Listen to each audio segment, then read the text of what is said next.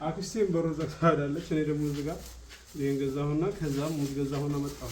ምንም ጓደኛዬ ጋር አብረን መጣ ለማየት መጥቼ እሷ ደግሞ ገበያ ሄዳለች አለ።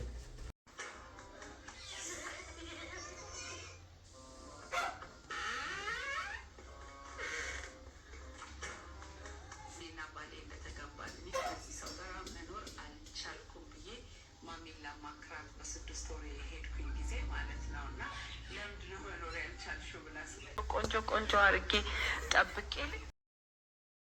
ሰላም አለይኩም ወራህመቱላሂ ወበረካቱ።